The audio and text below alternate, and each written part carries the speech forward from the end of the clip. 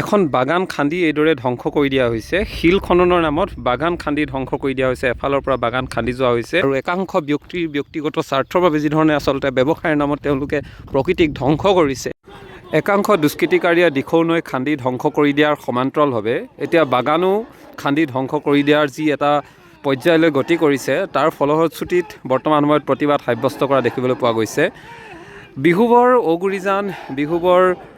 উগৰিজান বাগানত বৰ্তমান সময়ত যিধৰণে শিলৰ খনন কৰিছে, তাৰ ফলশ্ৰুতিত বৰ্তমান সময়ত যি এক পৰিৱেশৰ সূচনা হৈছে আৰু উগৰিজান বাগানৰ যি এটা পৰিৱেশ, সেই যিখন বাগানত আচলতে চাহ শ্ৰমিকে নিৰ্ভৰ কৰি তেওঁলোকে পৰিয়াল পৰিচালনা কৰিছে, সেই বাগান খান্দি দিছে দুষ্কৃতিকাৰী। আৰু এনে এটা পৰ্যায় হোৱাৰ ফলত বৰ্তমান সময়ত এইদৰে প্ৰতিবাদ সাব্যস্ত কৰিব লগা হৈছে। আৰু যিটো চাওক, এয়া হৈছে অসম নাগালেণ্ড সীমান্তৱৰ্তী অঞ্চল আৰু ইয়াৰ যিটো মূল পথ অসমৰ পৰা নাগালেণ্ডলৈ যোৱা, এই পথ বন্ধ কৰি এতিয়া প্ৰতিবাদ সাব্যস্ত কৰিব লগা হৈছে।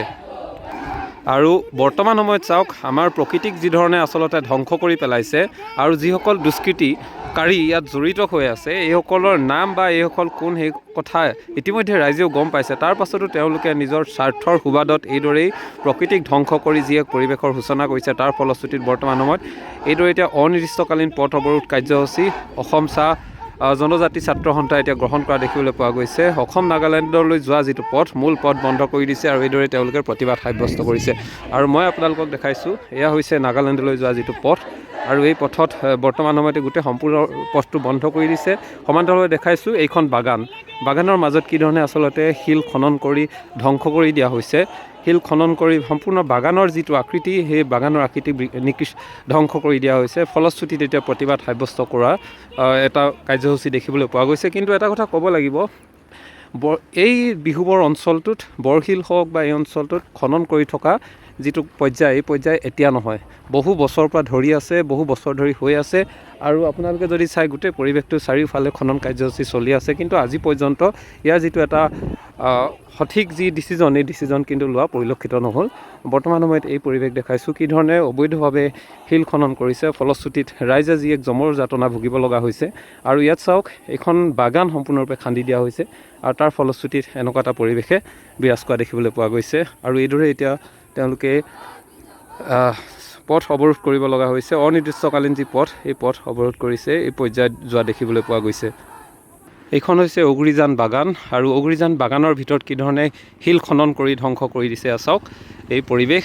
আৰু এনে এটা পৰিৱেশে বিৰাজ কৰিছে, যাৰ ফলশ্ৰুতিত আজি ৰাইজে প্ৰতিবাদ সাব্যস্ত কৰি বাহিৰলৈ ওলাই আহিব লগা হৈছে। কিন্তু দিখৌ নৈৰ যি গতিবিধি, দিখৌ নৈখনক খান্দি যিধৰণে ধ্বংস কৰি দিয়া হৈছে, তাৰ ফলশ্ৰুতিত এনে এটা পৰ্যায় পাইছেগৈ, প্ৰকৃতিক যিধৰণে ধ্বংস কৰা হৈছে, তাৰ ফলশ্ৰুতিত চাওক, আজি আমাৰ মানৱ সমাজে নিজৰ স্বাৰ্থৰ কাৰণে, একাংশ লোকৰ দুষ্কৃতিকাৰীয়ে নিজৰ স্বাৰ্থৰ কাৰণে যিধৰণে খনন কৰিছে, ফলশ্ৰুতিত আজি ৰাইজে দুৰ্ভোগ ভুগিব লগা হৈছে। এয়া উগৰিজান বাগানৰ দৃশ্য। এখন বাগান খান্দি এইদৰে ধ্বংস কৰি দিয়া হৈছে। শিল খননৰ নামত বাগান খান্দি ধ্বংস কৰি দিয়া হৈছে। এফালৰ পৰা বাগান খান্দি যোৱা হৈছে আৰু এয়া বিহুবৰৰ উগৰিজান বাগানৰ পৰিৱেশ চাওক, কিদৰে বাগান খান্দি বৃহৎ প্ৰকাণ্ড গাঁত সৃষ্টি কৰি ইয়াৰ পৰা শিল খনন কৰি লৈ যোৱা হৈছে। আৰু অৰ্থাৎ আমাৰ যি প্ৰকৃতি, এই প্ৰকৃতিক কি ধৰণে আচলতে কষ্ট দিয়া হৈছে, প্ৰকৃতিক ধ্বংস কৰি দিয়া হৈছে, এই পৰিৱেশে এতিয়া চাওকচোন আপোনালোকে, উগৰিজান বাগান খান্দি এতিয়া এইদৰে ধ্বংস কৰি দিয়া হৈছে। আমাৰ যি প্ৰকৃতিৰ যি সুন্দৰতা, এই সুন্দৰতাক কিন্তু ধ্বংস কৰি পেলোৱা হৈছে। আৰু ইয়াৰ পাছত যিখন বাগানৰ ওপৰত নিৰ্ভৰ কৰি চাহ শ্ৰমিকসকল চলি থাকে, তেওঁলোকৰ অৱস্থা এতিয়া কি হ'ব আপোনালোকে ভাবক। আৰু একাংশ ব্যক্তিৰ ব্যক্তিগত স্বাৰ্থৰ বাবে যিধৰণে আচলতে ব্যৱসায়ৰ নামত তেওঁলোকে প্ৰকৃতিক ধ্বংস কৰিছে, চাহ বাগান ধ্বংস কৰিছে, তেওঁলোকৰ ওপৰত এতিয়া চৰকাৰ বা প্ৰশাসনে কি কঠোৰ ব্যৱস্থা গ্ৰহণ কৰিব, তাক লৈ কিন্তু প্ৰশ্নৰ অৱতাৰণা হয়। এয়া হৈছে উগৰিজান বাগানৰ পৰিৱেশ। আপোনালোকে দেখিলে নিজে অনুভৱ কৰিব, এটা পাহাৰ সদৃশ পৰিৱেশ কৰি দিছে। গাঁত খান্দি তেওঁলোকে শিল উঠাই নিছে, বাগান খান্দি ধ্বংস কৰি দিছে এফালৰ পৰাই। এতিয়া আটাইতকৈ পৰিতাপৰ বিষয়টো হ'ল, এই ঠাইখিনিৰ পৰা য'ত এতিয়া বাগান খনন কৰা হ'ল, ইয়াৰ পৰা প্ৰায় 200 মিটাৰো দূৰ নহয়, প্ৰায় 200 মিটাৰ দূৰত্বত আছে বন বিভাগ, অসমৰ বন বিভাগ আৰু আৰক্ষী, বিহুবৰ আৰক্ষী। কিন্তু তেওঁলোকৰ চকুৰ সন্মুখত এইদৰে খনন হৈ থাকে। ইমান ডাঙৰ পাহাৰ সদৃশ খনন কৰিলে, তাৰ পাছত এই বিভাগসমূহ আচলতে ক'ত আছিলে, তাক লৈ প্ৰশ্নৰ অৱতাৰণা হয়। আৰু বাগান এইদৰে খান্দি শেষ কৰাৰ পাছত এতিয়া অসম চাহ জনজাতি ছাত্ৰ সন্থাৰ উদ্যোগত তেওঁলোকে এতিয়া প্ৰতিবাদ সাব্যস্ত কৰিব লগা হৈছে। কিন্তু ইমান দিনে যে ইমান বেয়াকৈ খনন হ'ল, সেই সময়খিনিত আৰক্ষী তথা বন বিভাগ ক'ত আছিলে, সেইটোৱে এতিয়া আটাইতকৈ ডাঙৰ বিষয়।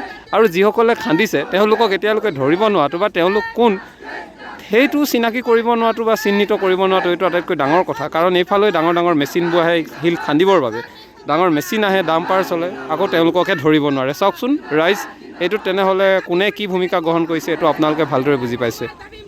আপোনালোকেও গম পায় ইয়াত অবৈধভাৱে শিল খনন হৈ আহিছে। আজি আপোনালোকে আহিছে, আপোনালোকেও আমাৰ সাংবাদিক হিচাপে আপোনালোকে আমাক সহযোগ কৰিছে, আমি আপোনালোকক ধন্যবাদ জ্ঞাপন কৰিছোঁ। আৰু যি বিভিন্ন সময়ত আমি জিলা আয়ুক্ত হওক, আমাৰ মহকুমাধিপতিৰ যোগেদি আমি স্মাৰক হওক বা পথ অৱৰোধ যোগেদি তেওঁলোকক বহুবাৰ আমি স্মাৰক পত্ৰ প্ৰদান কৰিলোঁ। তেওঁলোকৰ পৰা আমি আজি পৰ্যন্তলৈকে একো সঠিক উত্তৰ নাপালোঁ, যি ফলত তেওঁলোকে আমি স্মাৰক দিয়া কিছুদিন তেওঁলোকে স্থবিৰ হৈ থাকে, শিল খনন কাৰ্যসূচী বন্ধ কৰি ৰাখে। তাৰ পুনৰাবৃত্তি তেওঁলোকে কৰিবলৈ সুবিধা পায় আৰু ৰাতিকে তেওঁলোকে খান্দে বুলি আমি কিছুমান তথ্য নেকি গম পাইছোঁ যে তেওঁলোকে ৰাতি শিল খনন কৰে বুলি কেনে। তেনেকৈ আমি পৰহি আজি 2 দিনৰ আগতে আমি দেখিলোঁ তেওঁলোকে মানে কি মুকলি জেগা খান্দোতে আহি আমাৰ চাহ গছ উচ্ছেদ কৰি তেওঁলোকে যি শিল খনন কাৰ্যসূচী কৰিব লৈছে, সেই কাৰ্যসূচীক আমি ধিক্কাৰ জনাইছোঁ। আৰু সেই শিল খননৰ কাৰ্যসূচীৰ লগত জড়িত থকা নগাৰ লগতে আমাৰ স্থানীয় যিসকল ব্যক্তি জড়িত আছে তেওঁলোকক প্ৰশাসনে অতি সোনকালে চিনাক্ত কৰি জেল হাজোলৈ প্ৰেৰণ কৰিব লাগে। অন্যথা ইয়াতকৈ আমি জংঘী আন্দোলন কৰিবলৈ বাধ্য হ'ম। আৰু ইয়াত যি অবৈধ শিল খনন বন্ধ হৈছে সেই শিল খনন বন্ধ হ'ব লাগিব। আৰু আমাৰ যি কেন্দ্ৰীয় গৃহ বিভাগ আছে বা মোদী চৰকাৰে আজি অসমত যি 4 সীমা আছে এই সীমা নিৰ্ধাৰণ কৰি দিবলৈ আমি অসম শান্তি ছাত্ৰ সন্থাৰ তৰফৰ পৰা দাবী জনাইছোঁ। আৰু পৰৱৰ্তী সময়ত তেওঁলোকে যিখিনি ইয়াত বন বিষয়া কাৰ্যালয় বহাই থৈছে, ওচৰতে আমাৰ ইয়াত বিহুবৰ থানা আছে, কিন্তু তেওঁলোকে নগাই আহি ইয়াত মুকলিভাৱে ইয়াত শিল খনন কৰি থাকে, আমাৰো কিছুমান জড়িত হৈ থাকে। তেওঁলোকক মানে কি একো আজিলৈকে মানে কি শাস্তি বা বাধা দিয়াত আমি মানে প্ৰশাসনৰ ফালৰ পৰা দেখা নাই। বন বিষয়া মহোদয়ে কয় যে এইটো আমাক সীমা নিৰ্ধাৰণ কৰি নিদিয়াৰ কাৰণে আমি তেওঁলোকক একো ক'ব নোৱাৰিছোঁ। সেইটো কেনেকৈ কথা হৈছে বাৰু? তেওঁলোকৰ এটা দায়িত্ব আছে, চৰকাৰে তেওঁলোকে দায়িত্ব দি মেলি বহাই থৈছে। এইটো বন বিভাগসমূহত তেওঁলোকক চাবলৈ দায়িত্ব দিছে। আজি বনসমূহ ধ্বংস কৰাত এচামে লাগি আছে, কিন্তু তেওঁলোকৰ বন বিষয়াসকলে তেওঁলোকৰ ফালৰ পৰা একো পদক্ষেপ লোৱা দেখা আমি পোৱা নাই। সেয়েহে আমি আজি অনাগত দিনত যিখিনি শিল খনন হৈ গৈছে সেইখিনি আমি পাহৰি গৈছোঁ। কিন্তু আজি পৰ্যন্ত আমি আজিৰ তাৰিখত যি এই অনিৰ্দিষ্টকাললৈ যি পথ অৱৰোধ কাৰ্যসূচী লৈছোঁ, এই পথ অৱৰোধ কাৰ্যসূচীৰ জৰিয়তে আমি কেন্দ্ৰীয় গৃহ বিভাগ লগতে অসম প্ৰশাসন, বন বিষয়া যি DFO আছে আমাৰ শিৱসাগৰ জিলাৰ DFO, তেখেতকো আমি অনুৰোধ জনাইছোঁ অতি সোনকালে এই শিল খনন বন্ধ হ'ব লাগে। আৰু যি অসম নাগালেণ্ড যি সীমা সমস্যা আছে এই সীমা সমস্যাসমূহ সমাধান হ'ব লাগে। এয়াই অসম শান্তি ছাত্ৰ সন্থাৰ দাবী।